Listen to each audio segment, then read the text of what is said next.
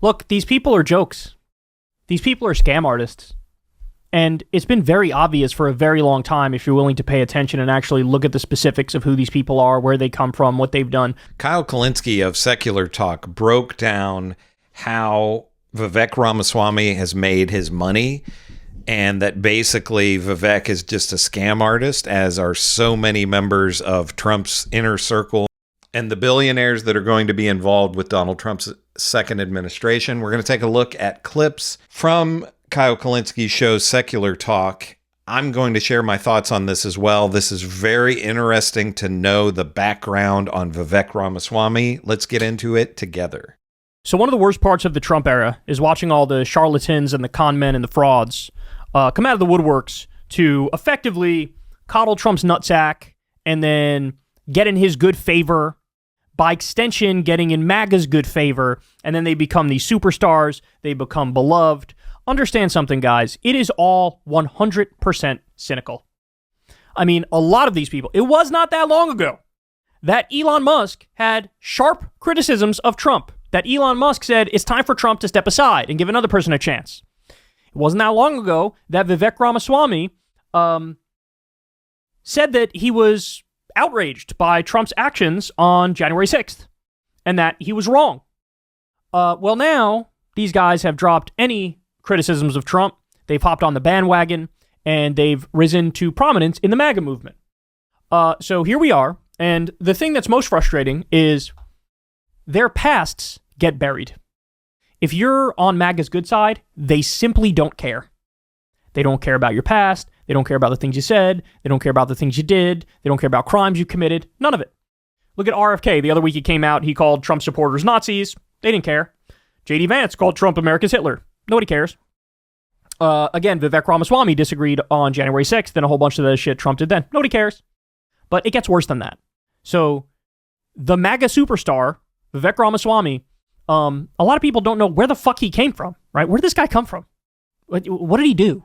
Well, we have some answers. I think I played this for you in the past, but I want to bring it up for you now. Here, look at this. So Vivek Ramaswamy seems to be the right's new it boy that all the conservative grifters like Candace Owens and Tim Pool are latching onto. And one of his big claims at the debate the other night was that he's not bought and paid for like all these other guys. But how exactly did he make his money at such a young age? And you're probably guessing, seeing as I'm making this video, that it wasn't some sort of unethical way. But you're going to want to stick around because I would almost guarantee you it's worse than you're thinking. After working at a hedge fund for a while, Vivek made his big money in the biotech space. Vivek had a company called Axovant that was incorporated in Bermuda, but was pushing a drug called RVT-101 that was supposed to help slow the effects of Alzheimer's. But where exactly did this awesome new drug come from? Did Vivek develop it? Well, of course not. And this is where it starts to get a little crazy, because he actually purchased the rights to it from a bigger company, GlaxoSmithKline, for just $5 million. But wait, hold up. If this drug does what they say it does, why would GlaxoSmithKline sell it for just $5 million when they could make billions? Well, it's because they had pretty much given up on the drug after it failed not 1, not 2, not 3, but 4 clinical trials. Because what Vivek did is he took one of those failed clinical trials, put his mom on the research team, who is a doctor, but was also on the board and had stock options in the company, and they took some people out, reworked a couple things, finagled a couple others, and all of a sudden that failed clinical trial was now a clinical trial that showed significant improvement.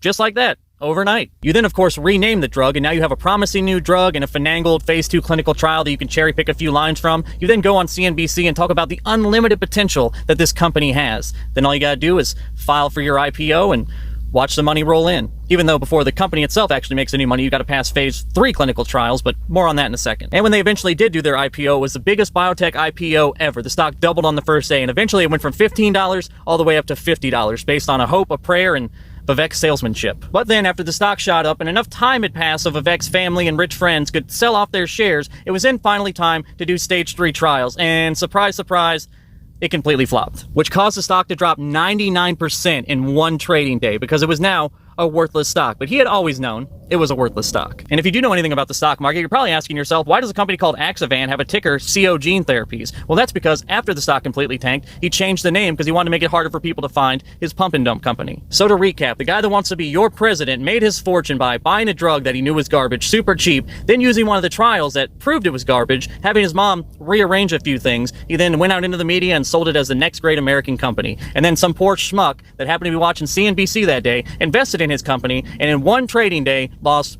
everything. But it's okay though, because Vivek, his mom, his brother, and all his rich friends had already made a killing. Finally, in closing, Vivek seems to think that wokeness is destroying the country, but I would really like to ask him, what is hurting the country more? A person using they, them pronouns, or a guy that is running billion-dollar pump and dump schemes on Wall Street, destroying the lives of people that were silly enough to believe what he said?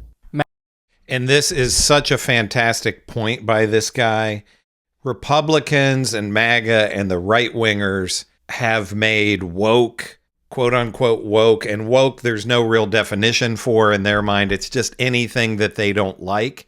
They've made woke a giant boogeyman in the United States, and so much of this stuff is meaningless. I don't know if you saw the other day, the president of the NCAA, that's the person who oversees college athletics, testified before Congress, and they asked him in his testimony how many student athletes there are in universities in the United States, colleges and universities, and he said more than 500,000. And then they said, how many trans athletes are there in those universities and colleges? And he said, less than 10. Less than 10 out of 500,000 plus athletes.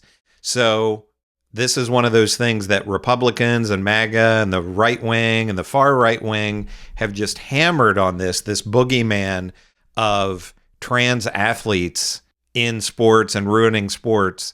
And it's virtually insignificant, statistically insignificant, the amount of trans athletes versus non-trans athletes. But then we have things like what Vivek Ramaswamy did that gets very little coverage at all. Massive shout out to this guy. Phenomenal work. Phenomenal work. Look, these people are jokes. These people are scam artists. And it's been very obvious for a very long time if you're willing to pay attention and actually look at the specifics of who these people are, where they come from, what they've done. Let me recommend to you guys, I've recommended it before, but I want to highly recommend it for you. Go watch, type in to YouTube, Thunderfoot Elon Musk. And he's done like dozens of videos explaining in detail all of the various scams, corrupt scams that Elon Musk was a part of. I mean, why are we taking these people seriously? Why is anybody taking these people seriously? Why didn't the media expose these people in the same way this guy does and then push them to the side, never mention them ever again, right? Yeah, scam artists are going to scam. There's going to be charlatans and con men, and they're going to try to climb the ladder. We got to prevent that. We need a media that tells the truth and then, shiv them, move on, and then hopefully they can't get a foothold because the work is done. But no, that's what happens with characters like this. They're like herpes. They never go away. They keep coming back. And they keep relying on people not ever taking a moment to look in their past. Look at what they've done. So the reality is, as Vivek acts like he's a fucking savior to the country, he's the problem with the country. The problem with the country is these shameless, corrupt billionaires and CEOs who rob people fucking blind and also worm their way into the government and try to rig it further in favor of billionaires and corporations. You're the problem. These guys are the problem. He's one of the elites that's ruining the country. Problem is not immigrants. The problem is not trans people. The problem is not Hollywood. These people are not the reason why your fucking healthcare sucks and your wages are too low and you can't get a day off. The problem is people like Vivek Ramaswamy and Elon Musk. By the way, Elon Musk is trying to get rid of the Consumer Financial Protection Bureau, which is the best government agency that returns $17.5 billion to regular working Americans who were defrauded. They're also trying to destroy the NLRB, the National Labor Relations Board, destroy unions in this country. They are working day in and day out to fuck up your healthcare and lower your wages as they pretend like they're the saviors. That's exactly what Trump is doing as well. 3 million people lost health insurance in his first term. And he thinks he's what, good for the country? They'll just make it worse. It'll just make it worse. 8 million people got stiffed at their overtime pay under Trump. Is that good? Is that positive? That's what these people do. And Kyle Kulinski is exactly right with what he's talking about here with Donald Trump, with Vivek Ramaswamy, with Elon Musk. I want to share a couple of tweets from Vivek Ramaswamy to illustrate what Kyle Kulinski is talking about here. Okay, this is Vivek Ramaswamy from December 10th on X. 98% federal bureaucrats are enrolled in a taxpayer-funded pension. Of course, they love to use the word bureaucrats instead of federal workers, federal employees, compared to just 15% of private sector employees with access to a defined benefit pension plan. That locks federal employees into government employment and comes with a massive cost. Nearly $1.2 trillion in unfunded liabilities for the main federal pension system. The cost of pensions is a key reason why most employers have moved away from them, but politicians and government employee unions have fended off changes to a broken system. Guess what? One of the major reasons that people go into federal employment is because there is a pension. That's a big selling point to being a federal worker. They may not be paid as much as they would be in the private sector in a lot of instances, but they know that they're going to have this good retirement. And one thing that I've thought about a lot since Trump was elected this second time is how many federal workers voted for Donald Trump. I know personally many of them. The federal government is one of the biggest employers in the area where I live, and I know quite a few people who work for the federal government are huge MAGA Donald Trump supporters. They don't want their pension and their retirement taken away. But Vivek Ramaswamy is openly hostile to that. Okay, here's another gem from Vivek Ramaswamy. This is from December 12th, 2024. Insurance exists to cover events that are random, infrequent, catastrophic, and outside the control of the individual. That's Econ 101. But here's the rub. Only 30% of medical events meet these criteria, yet greater than 70% of healthcare costs are borne by insurance. A hard question about rising U.S. health costs is whether we're using the wrong instrument to pay for much of it. Guess what? The wrong instrument is having anybody else other than the individual have to pay for their healthcare costs. That's what Vivek Ramaswamy is saying here. The point that I made before about federal workers, maybe you're not a federal worker and you don't care, but healthcare costs affect everyone. And we've had, based on what happened with the healthcare CEO a few weeks ago, we've had a pretty big conversation in this country, not as much of a conversation as we should be having, in my opinion, but we've had a conversation about people being upset with being denied coverage when they're paying for insurance. And Vivek Ramaswamy here is saying, your insurance should cover less of the cost. You should be taking on more of that burden.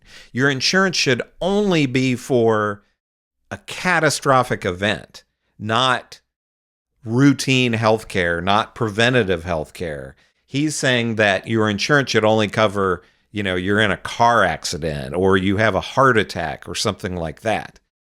So most Americans are saying, hey, I'm paying for something, in some cases, a ton of money and getting very little from it. And he's saying, guess what? You should get less. So this is what Vivek Ramaswamy and Elon Musk and Donald Trump want to do. They're not looking out for you. They're not looking out for the little guy. They want more and more money to be funneled to them and their billionaire friends. That's it. So Kyle Kulinski is exactly right when he says that Vivek Ramaswamy and Elon Musk and Donald Trump are con men. Most people know this, but unfortunately millions of people didn't know this, and they voted for Donald Trump a second time, and it's going to be F around and find out if they're able to do what they want to do. If Elon Musk and Vivek Ramaswamy are able to hollow out our country for their personal gain. Let me know what you think about all this in the comments. Make sure to give me a like and subscribe. I'm closing in on 50,000 subscribers.